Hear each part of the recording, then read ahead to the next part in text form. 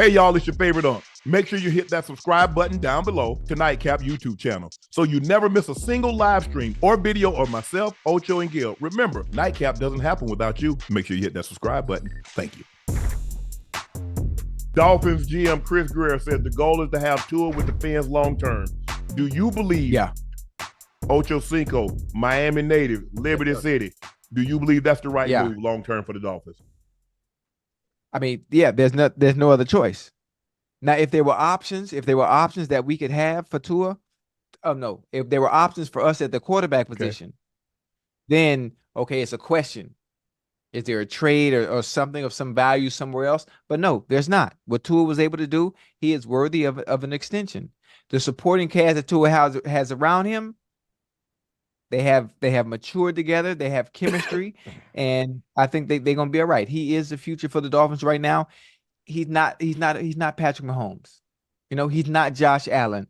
But in the system that he's in under Mike McDaniels with Tyreek Hill, Jalen Waddle, Achane, and Mostert, he's extremely well and an adequate quarterback to get them where they need to be. Yeah. Troy, I mean, what hurts is they had a 3-game lead with 5 games to play, and they had 3 straight losses. They lose to the Ravens, they lose to the Bills, they lose to the Chiefs. They got outscored in those games 103-40. Mm-hmm. They're 1-6 versus playoff teams or teams with a winning record. It's 11 straight franchise losses in temp 40 or below. No playoff wins since 2000. That's not all on Tua. No. But Ocho, with a 3-game lead with 5 games to play, Ocho, you got to get us home. Yeah. You got to get us home, Ocho. You got to get us home. You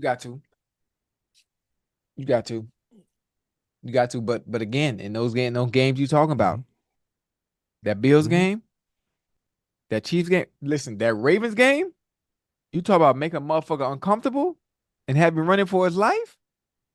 It's different, man. It's different. There's certain teams you're going to play that are going to make things that you do well extremely difficult. And the Raven defense is one of them. The Chief defense is one of them. Did you see Ladarius Sneed the other night? Yeah. I mentioned that the first time they played. One of the few people that I said that does extremely well when he's playing Tyreek, and he plays aggressive. At the point of attack, he initiates everything first instead of it being the opposite way. It's different. Getting Tua off the spot. Yeah. Not allowing him to get in rhythm. Right.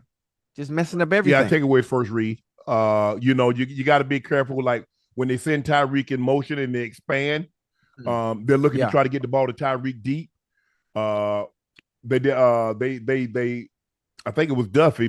Duffy didn't do a great job of locating the football. Tyreek made a great play on the ball and ended up scoring a touchdown on that. But other than that, I thought Spagnuolo did a great job of scheming, diagramming, pressuring him just enough to get him uncomfortable, get him off his spot, because he's not the most accurate thrower of the football on the move. He likes it to be ideal, likes to play in that phone booth. And Spags did a great job of getting him off that spot. But he needs lanes because he's not a Josh Allen. He's not 6'3", 6'5", that he can see over the lineman. He needs lanes in order to throw the ball through. Can throw a nice deep ball. But normally what you try to do is I try to get him off his spot early. I try to rattle him early. Yeah. I don't want him to get comfortable. I don't want him to get settled in. Yeah. And then we're gonna play football from there. But you're probably right. Excuse me, Ocho. You're probably right, considering that what's available at the quarterback position, and considering teams aren't trying to give up those guys because they realize how hard it is to get them, and they're not in position because they're at the bottom of the draft. You're not in position to draft one of these guys that probably have a high grade on them. So you're probably going to have to have Tua for at least 2 to 3 more years. Yeah, most definitely. Unless you find a gem. I mean, unless you find a Brock Purdy. Yeah, you get a third or fourth round out pick. of nowhere, and all of a sudden, you never know. Or, that's a huge gamble. Tom Brady. Oh man, we just go get a quarterback. Hey, we just have him around. Hold on. Yeah. Hey, listen, and you know he's special, or he's gonna be something. Is when he's slicing up your defense and scout team. Yeah, for sure. That's how it all Mhm. start.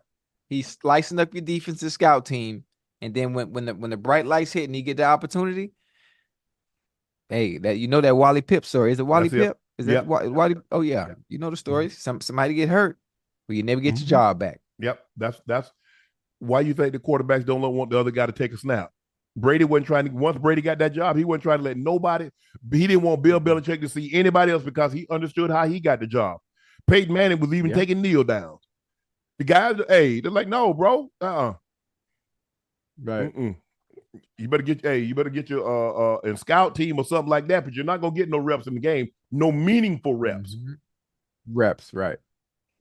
But the Dolphins, look, the Dolphins had a lot of injuries on the defensive side, and I can explain. And I understand not being able to put the pressure on Patrick Mahomes that they would have liked with Chubb being out, Jalen Phillips being out, Xavier Howard being out, and they're gonna have to make some decision because Achilles that's a serious injury, Very especially hard to come back from. especially the first year.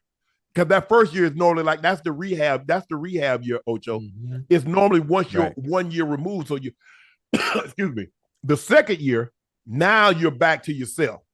Chubb is going to be coming back from an ACL, probably going to have a brace. Now the fluidity to being able to drop and bend is not going to be there like it was maybe after the first year, the second year. So if they got some decisions they got to make, but that don't explain they only scoring 7 points. I get the defensive side giving up 26 points to Mahomes. Okay, fine. They held in there as long as they could. But what they got to do with Mahomes scoring 7? Yeah.